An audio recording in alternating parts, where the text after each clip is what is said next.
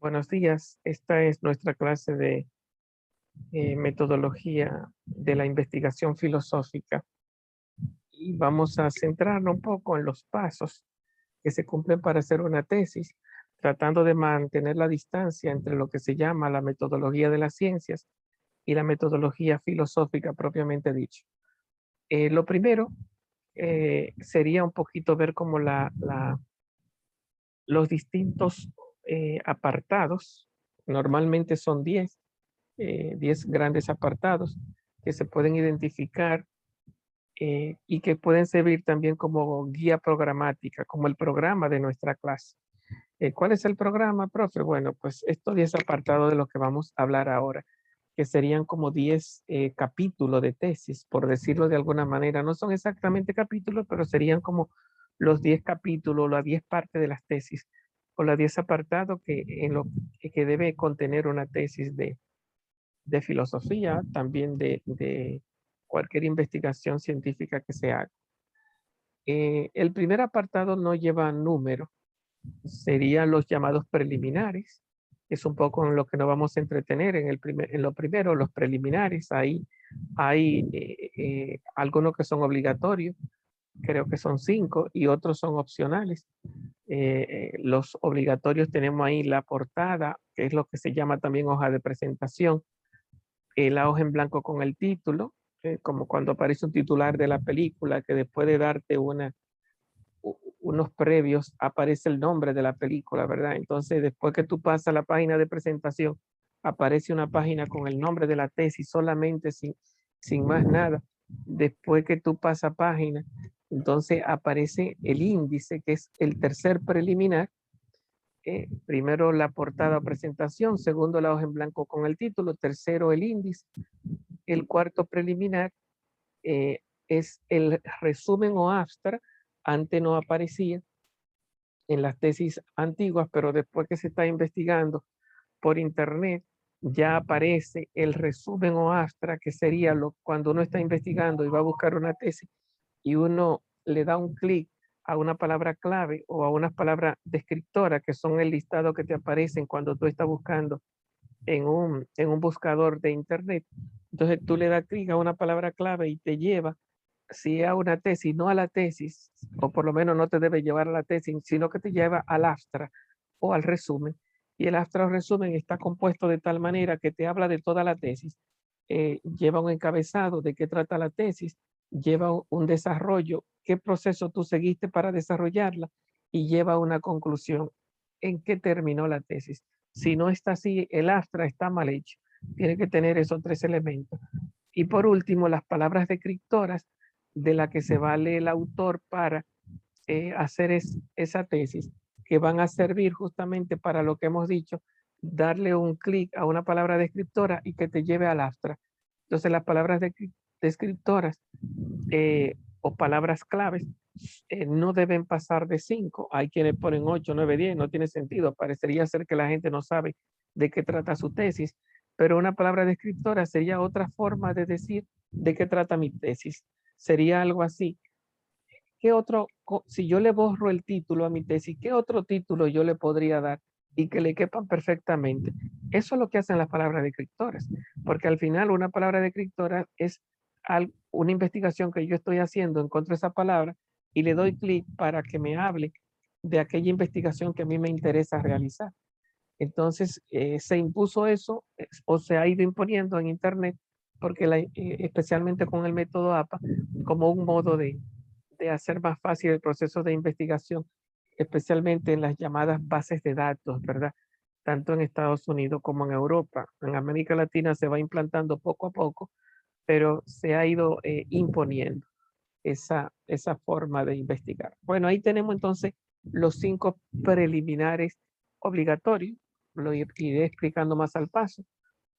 Ahora lo estoy mencionando, ¿verdad? Sería un apartado, ¿no? Que no lleva número de títulos, pero que sería como lo primero obligado, ¿verdad? La hoja de presentación, la hoja en blanco con el título, el índice, el abstract y las palabras clave. Pasado eso, entra el número 1, que se llama la introducción. Pues, a veces uno lo entiende, de manera tradicional como que el llamado proyecto, el anteproyecto es la palabra. El anteproyecto, algunos dicen que el anteproyecto es lo que va a servir como la introducción de la tesis. A veces, en algunas presentaciones de tesis, uno lleva como el anteproyecto aparte de la tesis. El anteproyecto sería como lo que tú vas a presentar y la tesis sería como el cuerpo ya de toda la tesis.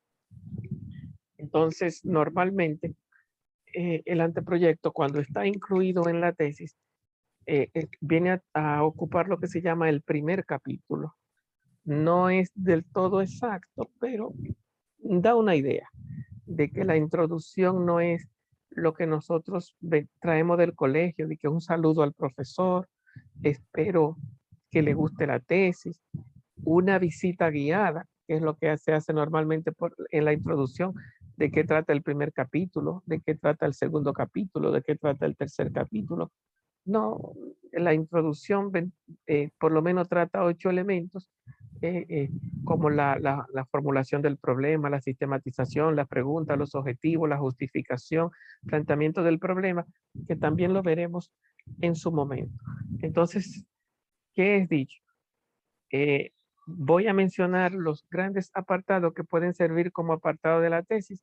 Primero los preliminares, aunque he dicho cuáles son, decimos preliminares que son los obligatorios y los optativos. Cuando hablamos de optativo, vendría siendo algo así como eh, agradecimiento, reconocimiento. Hay otra palabrita que se me queda ahí cuando uno está haciendo esas cosas que no son obligatorias hacer en la tesis, pero bueno, que son como optativas, por lo menos a nivel de corrección metodológica, pero que al final todo el mundo la hace, ¿verdad? Entonces, después de ver los preliminares viene la introducción, que sería como el número 1 de los grandes apartados. Después de la introducción viene el marco de referencia, que, que está compuesto por el marco teórico, el marco conceptual, el marco histórico. ¿Qué es el marco de referencia? Es toda la tesis, pero es recogida en la biblioteca, en las librerías, en los periódicos, en las revistas. Es la tesis respondida con escritura. Es lo que se llama el marco de referencia. Son, son las respuestas, ¿cómo le llama? Roberto Sampieri le llama al marco de referencia revisión de la literatura. El método es, o la técnica que se emplea es revisión documental, pero como estamos hablando de documentos escritos, entonces Sampieri le llama revisión de la literatura y lo va a dividir en lo que se llama de primera mano, segunda mano, tercera mano. Ya hablaremos sobre eso en su momento. Entonces tenemos que primero los preliminares, segundo, la introducción, tercero, el marco de referencia, que sería toda la teoría dividida en los apartados, los conceptos y definiciones, que sería el marco conceptual, la respuesta a las preguntas de investigación, que sería el marco teórico, la investigación, los preámbulos históricos, antecedentes de la investigación. Ya veremos, eso sería el marco de referencia. Después del marco de referencia viene lo que se llama el capítulo 4, perdón, el capítulo 3 o el apartado 3, que vendría siendo como el capítulo 3, que se viene titulando los aspectos metodológicos. También forma parte del anteproyecto, por eso decía que no es exactamente la introducción, pero ayuda un poco por lo menos a pensar desde el principio, ¿verdad? Todo un bloque de pasos. Entonces, el capítulo 3 le hemos llamado, que es el apartado 4, porque el 1 son los preliminares que no llevan número, ¿verdad? El 1 comienza con la introducción, el 2 sería el marco de referencia, y el 3, aunque es el cuarto apartado, sería el título 3 o el capítulo 3, si lo vemos a nivel de capítulo, o el apartado 3 más exactamente, que sería los aspectos metodológicos.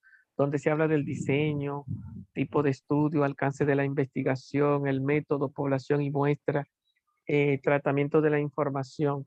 Bueno, entonces ahí tendríamos lo que se llama los aspectos metodológicos. El quinto paso, hemos dicho que son 10, ¿verdad? El quinto paso o el quinto apartado después de los aspectos metodológicos sería el plan de acción, ¿no? Algunos introducen ahí lo que se llama el cronograma, un poco para darnos la idea, aunque yo normalmente nunca hablo de cronograma en un trabajo de tesis, pero por lo menos para darnos la idea, en el plan de acción es, es una forma como de darle toda una estructura a nivel de tiempo y de disposición de las distintas partes de la tesis. Ahí van a entrar lo que se llama los objetivos, a qué técnicas se van a cumplir para cada objetivo, a qué población va a ir las técnicas y con qué material se va a contar y en qué tiempo, ¿no? Es como una estructuración, una planeación que completa o acompaña lo que se llama el capítulo 3, que le hemos llamado aspectos metodológicos. Podríamos decir que podrían formar como un bloque, ¿verdad? Aspectos metodológicos, algunos integran el plan de acción a los aspectos metodológicos, pero normalmente yo mantengo la división. Aspecto metodológico más lo que se llama el plan de acción. Ahí terminaría lo que se llama el capítulo 4 o los 5 primeros apartados. Nos faltarían 5. Estos 5 son los que se presentan como un anteproyecto de tesis antes de hacer el inicio ya propiamente de una investigación de campo, si se quiere. Normalmente, si la tesis filosófica ya debería estar acabada con esos 5 pasos. La tesis filosófica normalmente son tesis documentales y trabajan con el pensamiento, lo que han dicho algunos filósofos. Pero ya recuerden que la tesis, aún y sean filosóficas, están exigiendo el, el, la búsqueda de información en el campo, en el lugar de los hechos. Entonces entran estas otras partes, no de manera rígida o obligada, muchas veces aparecen ahí como hasta de manera, eh, ¿cómo se le llama? Honorífica, que es como cuando tú tienes un título y no, tú no haces nada con él, ¿verdad? Los reyes de España son honoríficos, porque tienen el título de reyes, pero no reinan. Que el que reina es el primer ministro, el que gobierna la nación. Entonces, a veces uno en la tesis cumple honoríficamente con los pasos, aunque uno sabe que en ciencia es que esos pasos se llevan en toda su, se aplican, se realizan en toda su cabalidad. ¿Cuáles son esos otros 5 pasos? El primero es la presentación de los datos.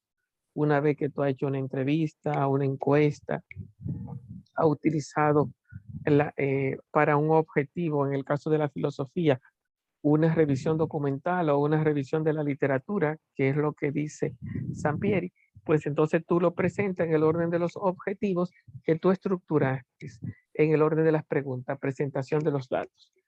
A la presentación de los datos le sigue otro capítulo que se llama interpretación de los resultados, que sería el apartado 6, perdón, 7 al 6, que es el capítulo 5, le hemos llamado presentación de los datos. Al capítulo 6, que es el apartado 7, le hemos llamado interpretación de los resultados. Al 8 ya sería la conclusión. Sería entonces, una vez que tú has interpretado, se supone que en la interpretación tú comparas lo que encontraste en el campo, que, es en el que está en el capítulo 5 o en el apartado 6, con lo que encontraste en el capítulo 2, que es la teoría o el marco teórico. Lo compara, entonces ahí saca unos resultados. Todo eso se hace en el apartado 7 o en el capítulo 6, que le hemos llamado interpretación de los resultados antes de la conclusión. Por último, hace lo mismo en la conclusión que hiciste en el capítulo 6, pero por parrafito. Cada pregunta o cada pregunta de investigación o cada objetivo, en la conclusión se ponen como recetas, como como párrafos. Si tú tienes 5 objetivos, pones 5 párrafos donde responde a cada objetivo. Tiene 3 objetivos, pone 3 párrafos, siempre comenzando con la pregunta de investigación. ¿De qué trata tu tesis? Lo primero que tiene que responder conclusivamente, concluyentemente, esta es la respuesta al problema que nos hicimos en la tesis. Y como cada uno de los objetivos responde a uno de los grandes problemas de la investigación, pues tú vas cerrando las preguntas y no debe pasar de una hoja. Y al final, entonces pones lo que se llama en la misma conclusión, las recomendaciones. Ahí entonces termina con el capítulo 7, que es el apartado 8, la conclusión. Después viene lo que se llama, más allá de la conclusión, el 9, que sería el 7. El 7 es la conclusión, pero es el apartado 8. El apartado 9, que sería el capítulo 8, sería la bibliografía. Entonces, ¿de qué libros tú te apoyaste, tú te valiste para hacer tu investigación? Y los libros que tú presentas no deben ser los libros que tú consultaste, sino lo que usaste, lo que están citados en la tesis. No libros ahí que tratan de eso, sino los libros que tú mencionaste. Entonces ahí hablamos de bibliografía. Y después de la bibliografía viene lo que se llama el apéndice y el anexo. El apéndice con el numeral 9 sería el apartado, perdón, con el numeral 8 sería el apartado 9 y después el anexo con el numeral 10 sería el apartado 11. Hay 11 apartados incluyendo los preliminares, ¿verdad?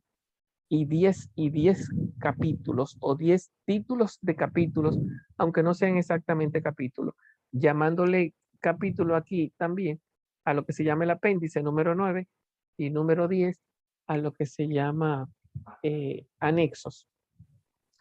La diferencia entre apéndice y anexo, aunque eso ya se va como, está dejando de utilizarse, el apéndice es lo que tú elaboras y anexo es lo que tú recoges como apoyo de otros libros. Por ejemplo, fotos, si la foto la tiraste tú, el texto que tú escribiste que ayudan a completar tu idea, pero que para que no te roben la idea de la tesis, tú la llevaste para atrás. Si fuiste tú que la escribiste, tiraste fotos, qué sé yo, hiciste tablas, gráficos, entonces tú si la pones atrás como complemento, si fueron creación tuya, serían apéndices. Si fueron creación de otro, le encontraste en otra fuente, en otros libros, en otros autores, a eso le llamamos anexo. Repito que hoy día a todo se le llama anexo y entonces están ahí ligados los apéndices y los anexos. Bueno, esta línea es un poco lo que se supone que deberíamos ir viendo, ¿verdad? Paso por paso, como programática de nuestra materia. Estos 10 apartados que son propios de la elaboración de un trabajo de grado, de un monográfico, de una tesis o simplemente de un trabajo de investigación. Que hemos dicho, aunque la estructuración que vemos la sacamos de la ciencia, especialmente de las ciencias sociales, que está más cerca de la filosofía que las ciencias naturales, los teóricos de las ciencias sociales que han discutido con la filosofía y han querido robarse, por decirlo así, la cientificidad del conocimiento, incluso contra la filosofía, cuando se habla de hacer una tesis filosófica, buscan los mismos pasos que han trabajado, que trabajan los metodólogos hoy día. Aunque hay que entender que la intención es diferente, la intención científica es diferente a la filosofía, el nivel de conocimiento es diferente y entonces esta materia trata como de coger lo que es recogible y criticar como no filosófico aquello a lo que la filosofía no se pueda propiamente someter dentro de la estructuración científica. Entonces, por lo menos lo hacemos de forma eh, discutida, ¿no? De forma crítica. Lo usamos, pero de forma crítica, vamos a decirlo de esta manera. Bueno, entonces, visto, pues ya entonces la próxima clase tendríamos que ir a esclarecer, aunque lo hemos visto así de manera genérica, y ir a esclarecer lo que se llama los elementos de la presentación, el índice, que serían los preliminares. Y si da tiempo, también abordar algo de la introducción. Entonces, hoy, para el que no ha entrado a la clase, pues lo que tendría es que mandarme un poquito sobre cuáles son los pasos que sirven como programa de esta clase, los distintos pasos, y al mismo tiempo eh, para qué se utilizan, ¿verdad? Y qué tienen que ver un poco con la filosofía. Responder un poquito a estas últimas preguntas, enviármelo para recuperar los 3 puntos de la asistencia de esta, de esta clase, de esta asignatura. Si no tienen alguna pregunta, todavía nos quedan ahí algunos 3 minutitos. Soy todo oído. Sí, maestro, una pregunta. Yo cuando hice mi trabajo de grado, yo fui egresado de geografía de la Facultad de Ciencias, pero allí no se utilizaba, por ejemplo, el abstract. En los artículos, en los artículos sí. Y llegamos a dar una materia donde se tenía que escribir un artículo científico. Ahí sí se utilizaba, por ejemplo, el resumen, la palabra elastra y la palabra descriptora, pero por ejemplo en los trabajos de grado en la Facultad de Ciencia, el modelo de tesis, por lo menos que nos enseñaron, ahí no se utilizaba el astra ni la palabra descriptora. No sé quizá en las áreas de humanidades si eso se maneja así, pero por lo menos en la Facultad de Ciencia, en el modelo de tesis, no lo vimos, en la forma metodológica de desarrollo de ese orden. Ya, entonces, como decía, es un modelo que se va imponiendo poco a poco, ¿verdad? Porque entonces el Astra lo que tiene la intención es de que cuando tú le das una palabra descriptora en internet te lleve al Astra, no te lleve a la tesis, al documento completo. Eso es lo que pasa en una revista, por ejemplo, científica o en una base de datos. Tú le das una palabra descriptora y te sale un Astra, no te sale la tesis. Ahora bien, si te sale ahí mismo, descargue la tesis o vaya al documento y lee o vaya al documento total, pero normalmente el Astra, ese es el motivo que se va imponiendo especialmente para lo que se llaman las bases de datos. Cuando tú pagas una base de datos, ya sea de Europa o de Estados Unidos, normalmente están más en Europa que en Estados Unidos. Tú pagas la base de datos para investigar dentro de un área y lo que te van a salir es abstract. Entonces tú dices, no, esta tesis no me sirve o esta investigación es importante para mi tesis. Eh, eso no es lo que se hacía, pero el Internet y esa investigación es reciente, es algo nuevo, es a partir de los 90 para acá. O sea que se entiende todavía que muchos de nuestros profesionales y de nuestros investigadores, especialmente los que no están conectados con el mundo de la tecnología y las nuevas formas de entender la investigación, no la entiendan o no la usen. Yo vine a entenderlo tarde, yo tuve que entrar en el doctorado para entenderlo y entender lo que es una base de datos y la importancia que tiene, pero fuera del doctorado, si yo no lo hubiera oído ahí, tampoco lo estuviera usando. O sea, yo creo que es algo que poco a poco va entrando, ¿no? Y está muy metido ya, pero no significa que todo el mundo esté, digamos, en esos niveles. Como tú dices, es más fácil en las ciencias humanas porque hay más doctorado en ciencias humanas que en ciencias naturales. Pero en la medida que van entrando y se va mundializando, pues yo entiendo que se irá integrando poco a poco. No sé. Podría ser también una forma de ir más, porque los cambios implican también costo. A veces uno se resiste a los cambios. Podría ser también que simplemente uno se deje llevar por el peso de lo tradicional, de ser, como se dice, conservacionista y no ir con el mundo del cambio. ¿Algo más? Bueno, nada, pues están dadas un poquito las directrices de hoy, los pasos que vamos a ver en la tesis, eh, recuperación un poco de las ideas anteriores y ya también está dicho sobre lo que vamos a tratar en la próxima clase, que son los preliminares. Si quieren investigar algo, pues eso es lo que tendrían que ir a hacer mirar un poco el índice, la hoja de presentación, el after, las palabras clave para que vengan un poquito sazonados en esos temas. Nos vemos entonces, Dios mediante, el próximo lunes. Hasta la vista. Bye, Adiós. profe. Pase bueno, Bye, bye. maestro. Adiós. Pasen buenas.